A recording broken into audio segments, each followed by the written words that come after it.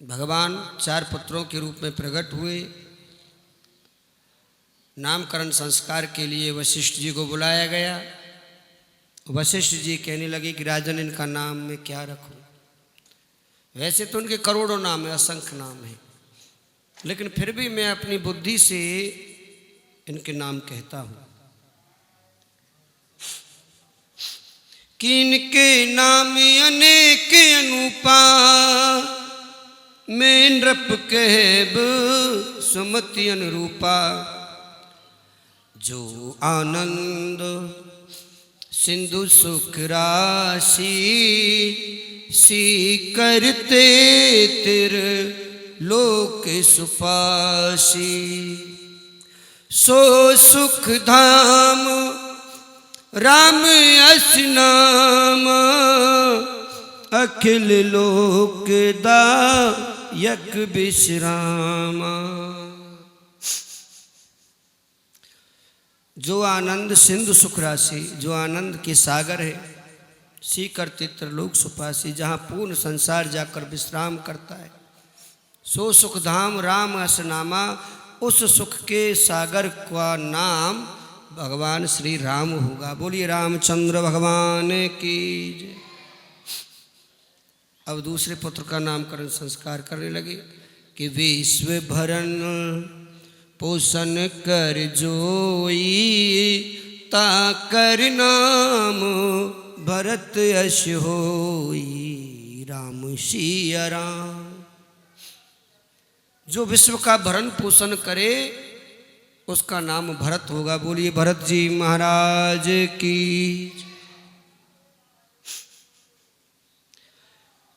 अब माता सुमित्रा के पुत्रों की बारी आई। वशिष्ठ जी कहते हैं कि जाके सुमिरन तेरे पुनासा, नाम शत्रुघ्न वेद प्रकाशा।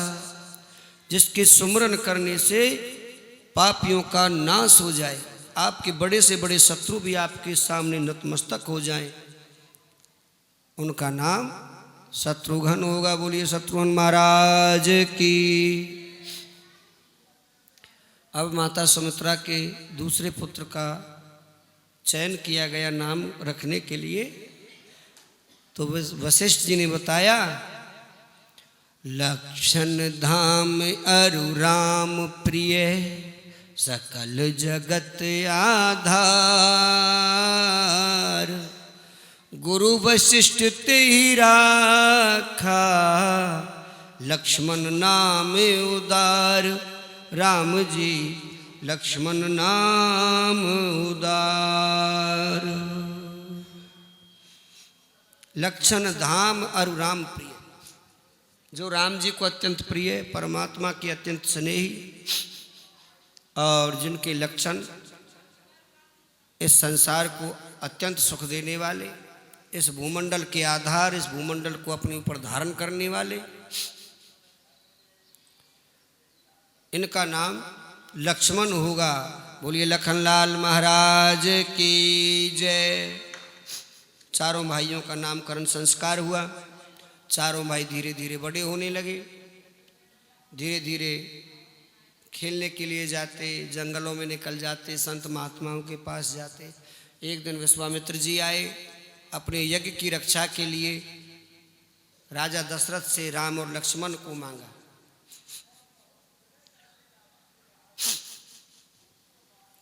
सुखदेव भगवान कहते हैं कि परीक्षित, आज राजा दशरथ ने विश्वामित्र जी का स्वागत किया, अभिवादन किया, लेकिन राम और लखन को देने से मना कर दिया। तो वशिष्ठ जी के कहने पर उन्होंने राम और लक्ष्मण को विश्वामित्र जी के साथ भेजा। विश्वामित्र जी राम और लक्ष्मण को लेकर चले, दंडक वन में पहुंचे तो वहां ताड़का नाम की एक राक्षस ने, बड़ी भयानक, साधु संतों को बहुत त्रास देती थी। भगवान ने विचार किया कि इसे दंड देना चाहिए। तो विश्वामित्र जी कहते हैं कि राम जी यहाँ से चुपचाप निकल के चलो, शोर नहीं करना, यहाँ ताड़का रहती है। राम जी ने जानबूझकर अपने धनुष पर प्रत्यंचा चढ़ाई और प्रत्यंचा को छोड़ा तो इतनी जोर से गर्जना हुई कि ताड़का वहाँ से खड़ी हुई और विश्वामित्र जी राम लक्ष्मण जी के पास आ गए। विश्वामित्र जी ने राम और लक्ष्मण को अपने पीछे खड़ा कर लिया कि तुम डरो नहीं, तुम अभी सुकुमार बालक हो ना, तुम डरो नहीं, मैं इस दुष्ट राक्षसनी को अपने श्राप से भस्म कर दूंगा। तो राम जी उस ऊंट से हटे, अपने धनुष पर बाण चढ़ाया और जैसे ही ताड़का ने एक पेड़ को उखाड़ा उनके ऊपर गिराने के लिए, तो भगवान ने एक बाण छोड़ा कि चले जात मुन दीन दिखाई, सुन ताड़का क्रोध कर धाई। एक ही बाण प्राण हर लीना, दीन जानते ही निज पद दीना, दीन जानते ही निज पद दीना। भगवान ने अपना बाण छोड़ा, एक ही बाण में ताड़का के प्राणों का अंत कर दिया। ताड़का धड़ाम से गिरी, विश्वामित्र जी के नेत्र बंद हो गए कि हे भगवान, आज तो जय जय राधे हो गई। राम जी ने गुरु जी के हाथ को पकड़ा, गुरु जी, हे गुरु जी। विश्वामित्र जी कहने लगे, अरे राम, हम जीवित हैं क्या? बोले हाँ जीवित हैं अभी तक तो। अच्छा, ताड़का कहाँ गई? देखा सामने ताड़का मरी हुई पड़ी। अरे इसे किसने मार दिया? राम जी मुस्कुराए, जब रक्षा के लिए लेकर आए हैं तो रक्षा कौन करेगा? विश्वामित्र जी बड़े प्रसन्न हुए, अपने साथ लेकर आए, यज्ञ करने लगे। अब भगवान उस यज्ञ की रखवाली करते हैं। जितने भी राक्षस आए, हम करन लागे मुनिझारी, आप रहे मख की रखवारी। भगवान मख की यज्ञ की रखवारी करते हैं और साधु संत यज्ञ करते हैं। मारीच और सुबाहु नाम के दो राक्षस संत महात्माओं को बहुत कष्ट देते थे। आ गए कि सुन मारीच निशाचर को ही, ले सहाय धावा मुनि द्रोही। बिनु फरमान राम ते ही मारा, अनुज निशाचर कटुक संहारा। राम जी ने बिना नोक वाला बाण मारीच को मारा। हजारों कोस दूर जाकर वो मारीच गिर पड़ा। सुबाहु आया, पावक सर सुबाहु पुन मारा, अनुज निशाचर कटुक संगारा। सुबाहु को भगवान ने अग्नि प्रज्वलित बाण छोड़ा, एक ही बाण में सुबाहु का प्राणांत हो गया। बोलिए रामचंद्र भगवान की।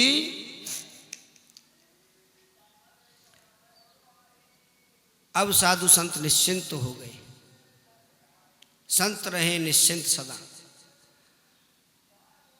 तो बड़े भाव से भगवान का भजन करते हैं, हवन करते हैं, यज्ञ करते हैं, तपस्या करते हैं। एक दिन मिथिलापुरी से निमंत्रण पत्र आया विश्वामित्र जी को।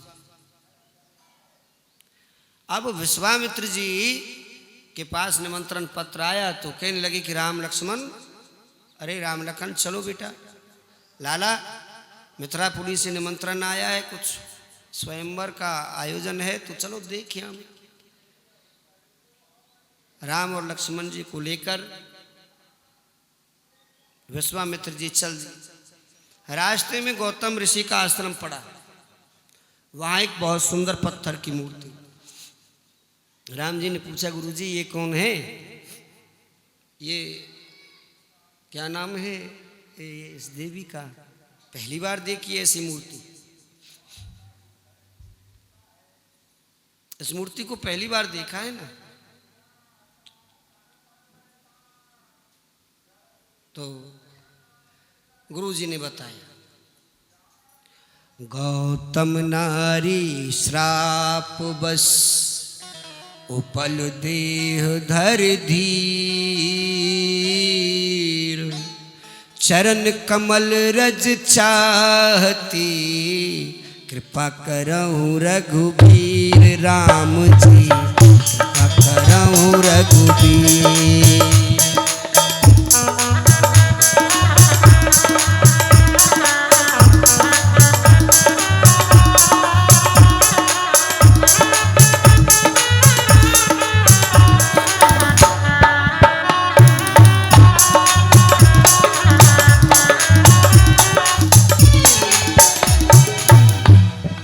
कि गौतम नारी श्राप बस फल देहि धर धीर। ये श्राप के कारण गौतम ऋषि की पत्नी अहिल्या है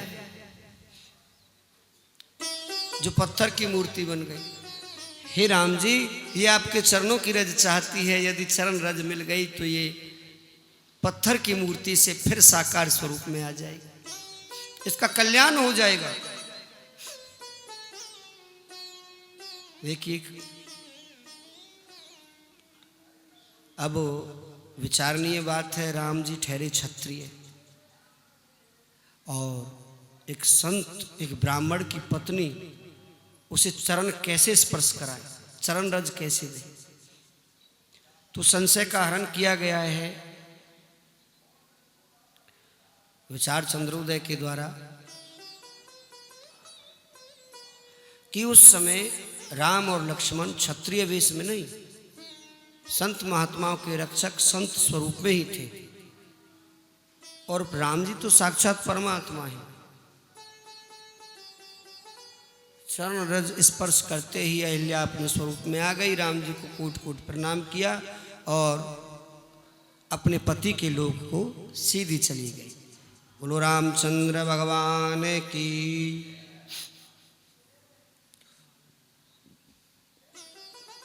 मिथिलापुरी में गए, बड़ा भव्य स्वागत हुआ उनका।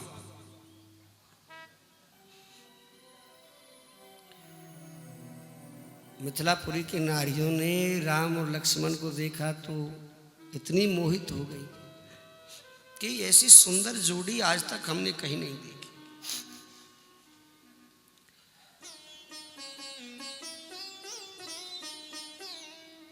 यहां तक कि जनक जी महाराज ने उनके स्वरूप को देखा तो जनक जी भी मोहित हो गए कि कयउनाथ सुंदर दो बालक, मुनि कुल तिलक किन्नृप कुल घालक, सहज विराग रूप मन मोरा, थकित हो जिम चंद चकोरा।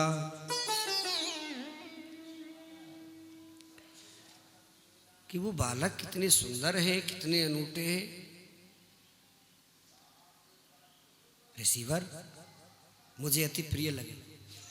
राघवेंद्र सरकार लखन जी के संग नगर घूमने के लिए चले गए। अब नारियां देखती उनके ऊपर मोहित हो जाती। राम जी चले आए, उपवन में आकर देवी सीता को देखा। देवी सीता से दूर से ही भेंट हुई। धनुष यज्ञ का आयोजन किया गया। बड़े बड़े राजा महाराजा आए, सबने अपनी अपनी शक्ति का प्रदर्शन किया, लेकिन उस धनुष को कोई हिला तक नहीं पाया। तब जनक जी महाराज ने विरोध की नहीं, विचार की बात की कि संसार में लगता है ये धरती अब क्षत्रियों से विहीन हो गई है। क्योंकि जानते थे कि तब तक भगवान श्री राघवेंद्र सरकार खड़े नहीं होंगे। लखनलाल खड़े हुए, उन्होंने प्रत्युत्तर दिया, लेकिन राम जी ने इशारा किया कि तुम बैठ जाओ। तो लखनलाल बैठ गए। तब गुरु जी ने इशारा किया राम जी की ओर। गुरु की आज्ञा पाकर श्री रामचंद्र खड़े हुए और अपने नेत्र बंद करके अपने गुरु वशिष्ठ जी को, विश्वामित्र जी को और नेत्र बंद करके भगवान शिव शंकर को प्रणाम किया। भगवान शिव शंकर को प्रणाम किया क्योंकि ये धनुष उन्हीं का है। सुखदेव भगवान कहने लगे राजन, भगवान ने खेल ही खेल में अपने एक ही हाथ से उस धनुष को उठा लिया। दाहिने हाथ से धनुष को उठाकर और सीधे हाथ से प्रत्यंचा चढ़ाने लगे। थोड़ी ही देर में जैसे प्रत्यंचा चढ़ाने लगे, ताकत स्पर्श मात्र हुआ और वो धनुष टूट गया। बोलो रामचंद्र भगवान की। पूरी मिथिलापुरी वासी बड़े प्रसन्न हुए, बड़ी जोर से गर्जना हुई और मिथिलापुरी वासी बड़े प्रसन्न हुए, खुश हो गए। सभी ने भगवान श्री रामचंद्र की बार बार जय जयकार की। माता सीता बड़ी प्रसन्न हुई कि मेरी जो मन की इच्छा थी आज वो पूरी हो गई। जेहि के जेहि पर सत्य सनेहु, सोते ही मिले ही न कछु संदेह। राजन जयमाला लेकर माता सीता भगवान श्री राघवेंद्र सरकार की ओर बढ़ी।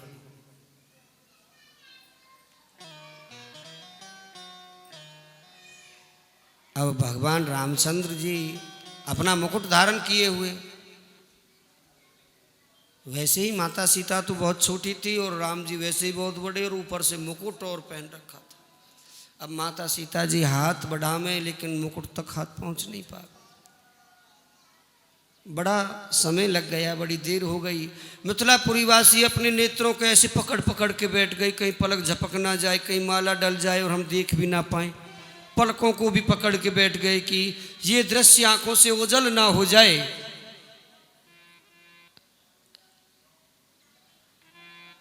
तो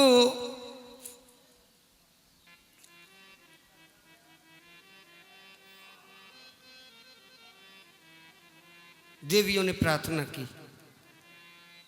ए राम जी थोड़ा नीचे की ओर झुको ना, थोड़ा झुको ना। राम जी बोले हम क्षत्रिय हैं, कैसे झुक सकते हैं। देवियाँ प्रार्थना करने लगी कि झुक जाइयो तनक रघुवीर, लली मेरी छोटी सी। और झुक जाइयो रे तनक रघुवीर, लली मारी छोटी सी। छोटी सी प्यारी सी। और झुक जाइयो रे तनक रघुवीर, लली मेरी छोटी सी। तनक रघुवीर लली मेरी छोटी सी। छोटी सी हाँ प्यारी सी, छोटी सी हाँ प्यारी सी। झुक जाइयो रे तनक रघुवीर, लली मारी छोटी सी। झुक जाइयो रे तनक रघुवीर, लली मेरी छोटी सी।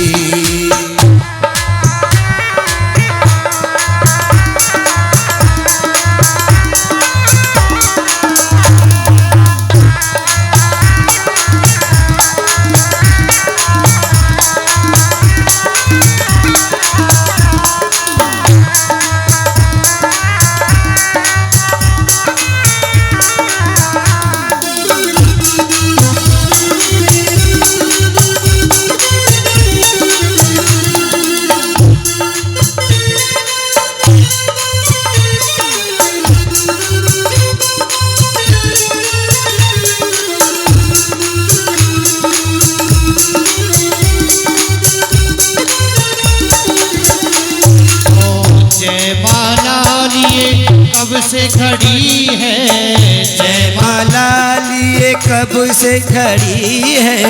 जयमाला लिए कब से खड़ी है। जयमाला लिए कब से खड़ी है। होया को दो लाग शरीर, लली मेरी छोटी सी। झुक जाइयो तनक रघुवीर, लली मेरी छोटी सी। छोटी सी हाँ प्यारी सी। छोटी सी हाँ प्यारी सी। और तनक रघुवीर, लली मारी छोटी सी। झुक जइयो रे तनक रघुवीर लली मेरी छोटी सी।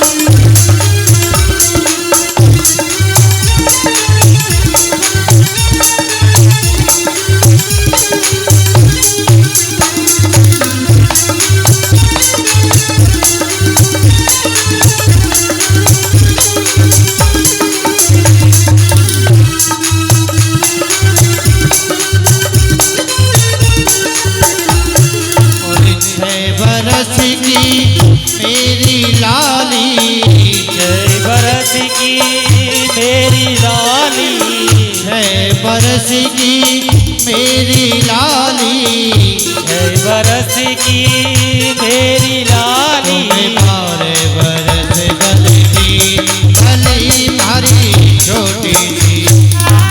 ओ तनक रघुवीर लली मेरी छोटी सी। झुके जइयो रे तनक रघुवीर लली मारी छोटी सी।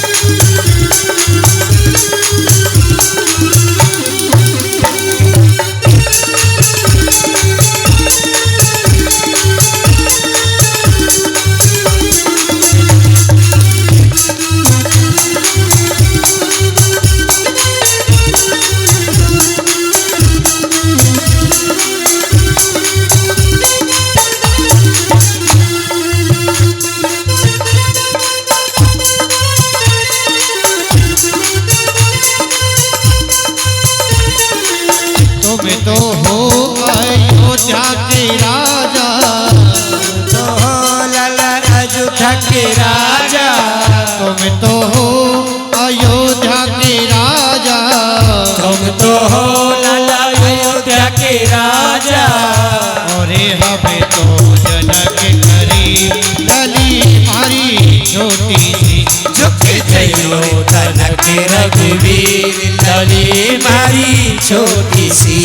ओ छोटी सी हाँ प्यारी सी, छोटी सी हाँ प्यारी सी, छोटी सी हाँ प्यारी सी, छोटी सी हाँ प्यारी सी। झुके जइयो रे तनक रघुवीर लली मारी छोटी सी। जइयो तनक रघुवीर लली मारी छोटी सी। झुके जइयो